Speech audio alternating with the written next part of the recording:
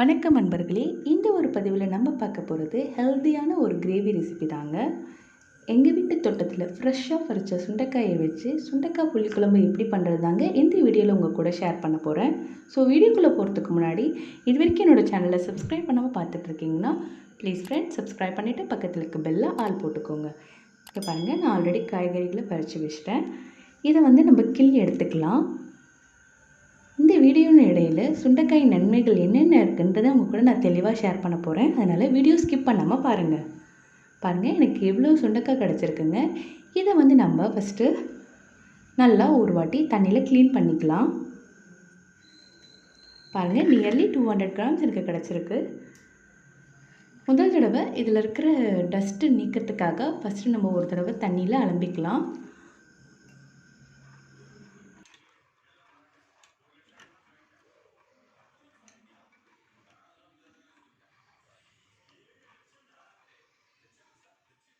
Clean பண்ணிட்டதுக்கப்புறமா இதை நம்ம crush பண்ண போகிறோம், நல்லா இடிச்சிக்க போகிறோம். அம்மி குழவி இருக்கிறவங்க அதில் அழகாக ஈஸியாக இடிச்சிக்கலாம். பட் அது இல்லாதவங்க என்ன பண்ணலான்னு ஒரு சின்ன டிப் உங்களுக்கு இப்போ ஷேர் பண்ணுறேன். இந்த மாதிரி ஒரு கேரி பேக்கில் அந்த சுண்டைக்காயை உள்ளே போட்டுக்கோங்க. பேக் நல்லா டைப் பண்ணிவிட்டு இந்த மாதிரி இடிக்கிறது அப்படி இல்லைன்னா மத்து வச்சு நல்லா க்ரஷ் பண்ணிக்கோங்க. உங்களுக்கு இந்த மாதிரி இடிச்சிட்டதுக்கப்புறமா இந்த இடித்த சுண்டைக்காயை ஒரு 2 டைம்ஸ் நம்ம தண்ணியில் அலசும் போது இதில் இருக்கிற விதைகள் கொஞ்சம் பாதியாக குறையும். 2 தடவை அலசுங்க போதும்.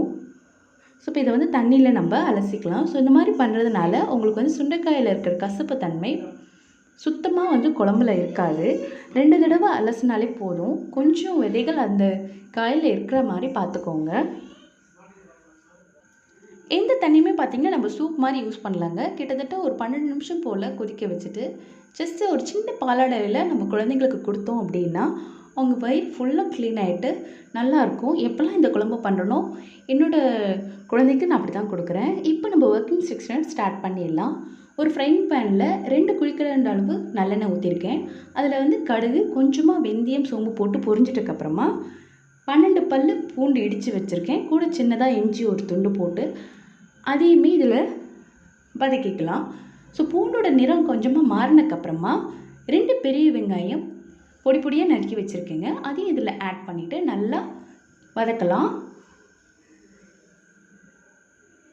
எப்போவுமே நான் கருவேப்பிலையை கிள்ளி தான் யூஸ் பண்ணுவேங்க.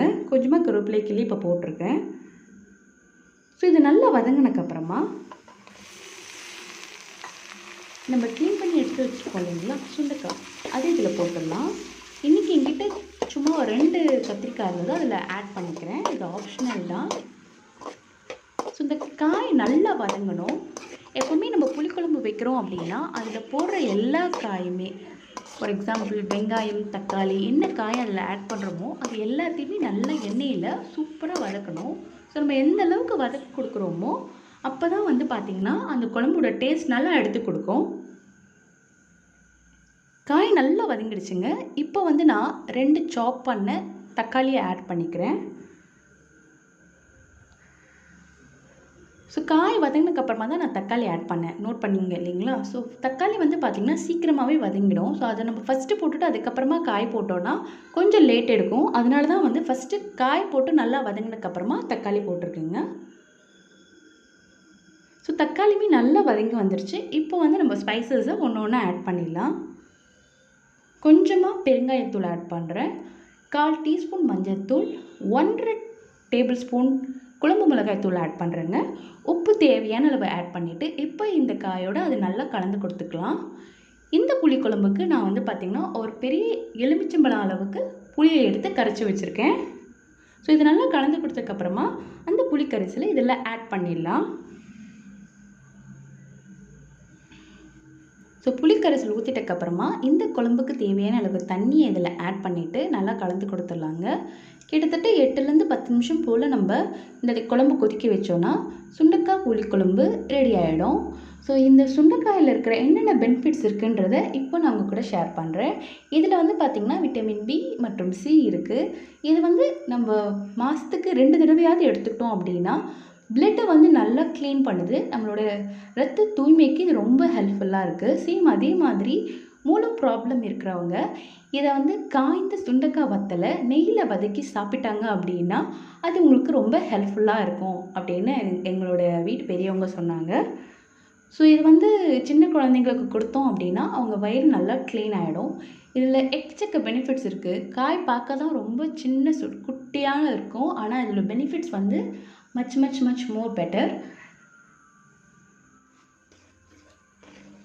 ஸோ நம்மளுடைய சுண்டைக்காய் புளிக்குழம்பு இப்போ ரெடி ஆகிடுச்சுங்க.